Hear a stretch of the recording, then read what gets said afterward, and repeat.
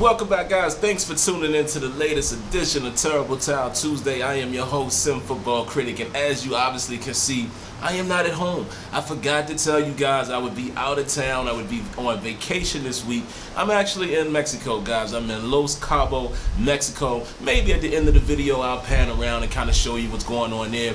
But yeah, man. Show must go on. I didn't tell you guys, so the show must go on. So we're going to continue, and we're going to jump right into this quick topic. Probably won't be that long. Not a whole lot to talk about anyway right now during this time of the year. But I definitely wanted to talk about what I put, in the description there.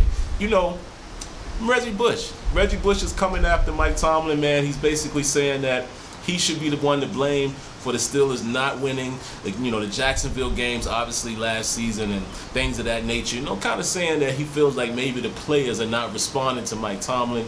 I just wanted to get what you guys' thoughts on that, more or less allowing you guys to chime in the comment section. I'll come in the comment section as well, take a look and see what you guys are saying and join in the conversation. But wanted to give my quick piece on it really quick, and that's probably about all I got for this particular show. Like I said, I'm on vacation. I'm taking a quick, little time away to kind of, make a quick video if that's at all possible. So let's jump right into it. Now, should we look at Mike Tomlin and give him some of the blame for the Steelers not getting over the hump? Absolutely. Do we agree with everything that Mike Tomlin does on game day? I would say probably not.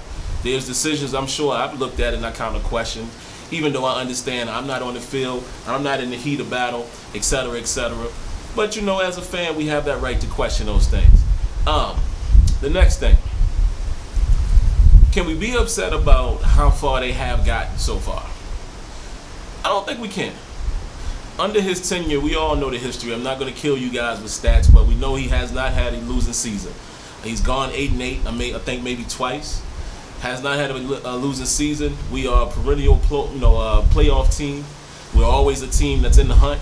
And the reason why most of us fans are always thinking that this is going to be the year, even though some of us don't truly believe that, but that's the reason why a lot of times the fans are always saying this is going to be the year to get number 7. How can you complain about that? Really what it is, man, I think that we're more upset at the fact that we have not won the Super Bowl, which is fair.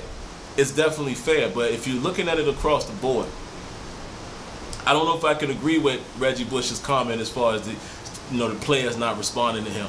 I don't think you have a team that goes 13-3, or a team that's consistently in the playoffs, or a team that's for the last couple years now has been winning the title and has won the title as far as the AFC North, have won the division title for multiple years now under his tenure. And again, I'm sweating, guys. This Mexican sun is killing me. But we're gonna stick it through it. A few more minutes, I'll probably be with you. But yeah, I don't think you can really look at that, man, and I don't think you can knock that. We can have concern, but I don't think we can take away from what he has done as the Steelers coach. I tell you this, if the Steelers were to let Mike Tomlin go, he'll be very quickly picked up and scooped up by another team. Very quickly. So, I don't know, man. I don't know if I can go that far. I understand, as a fan, we're all fans. It's tough to see the Steelers not get that 7th title, especially with the talent that's on the roster, and that's very important. We don't know how long, guys, that we're going to have a Ben Roethlisberger. Man, maybe, again, it might have been a good idea to pick a Mason Rudolph.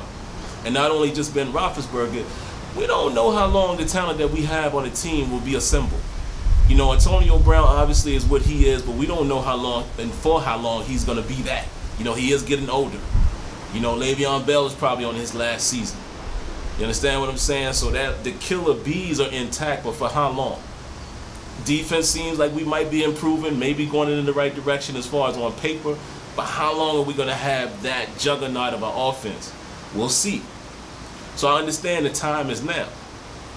But at the same time, man, I mean, if it was that easy to win a Super Bowl, teams would do it all the time. Even the Patriots, who seem to get there quite often, they haven't won them all. And I don't know, man. I'm just not in the camp of fire Tomlin, because my question is, are we trying to fire him just because there's 1 or 2 games that he can't get over the hump? I don't know. I don't think that calls for firing. I think he's doing a great job as a coach. I mean, you look at all of the eras. Even in the Chuck Noll era, there were times that the Steelers didn't win the games they were supposed to win. Same thing with help me out, guys. I'm having a blank. Maybe I'm on vacation and can't think right now. Y'all know who I'm talking about. The Jaw. Coward. Bill Coward. You know what I mean? In all of the eras, there's been times where the Steelers haven't performed the way that you would expect them to perform against a certain team. But we cannot look past Mike Tomlin does have a bad record against subpar teams. Now, we can't say that about the Jags. The Jags have been definitely a solid team here, it looks like for sure, this past season. So we got to give him a little more credit. But I'm just not in the camp, man, of saying that he wasn't, the team wasn't prepared, the team is not responding to him. I just don't believe that. I don't believe you do what they did, going 13-3, with the team not responding to him. You can't give me that excuse. Can we hold him accountable for not getting the job done? Absolutely we can. We can also say, has the talent been there defensively? We all saw that last year, really the defense was the one that let us down for the most part later in the season, particularly in the Jacksonville game. We put 42 points up, and then they hang 45 on us, which, you take 7 away for the offensive touchdown. The defensive touchdown they scored that our offense gave them. But they still put up plus 30. That can't all be on the offense. It can't all be on Coach Tomlin. We got to look at that aspect as well. Maybe the players. I don't know, guys. All I'm saying is I don't necessarily agree with that. I think it is fair to criticize him, but if you're in the camp of saying fire him, I just can't do that. I don't know who's the replacement, and I don't know who do you think is going to come in and get him a Super Bowl right away. I don't see that happening. So those are just my quick thoughts, man. The only other things, as I can see my camera is shaking here, I got it sitting on the ledge of the balcony. How crazy of me, right? Only thing else I would say, man, Michael Kendricks, we obviously know now, has been signed by the Browns. I told my boy Tony this.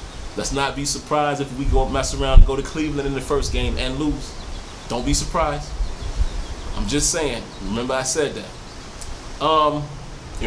We still got to wait and see what the defensive pieces are going to look like. I've been seeing some things that they're saying that they think the Steelers may put out 7 DBs at one time. That'll be interesting. With guys like Burnett and Edmonds being able to play in the box, Sean Davis can do it a little bit as well. But I've been hearing some little nuggets about saying that we might see a 7 DB set.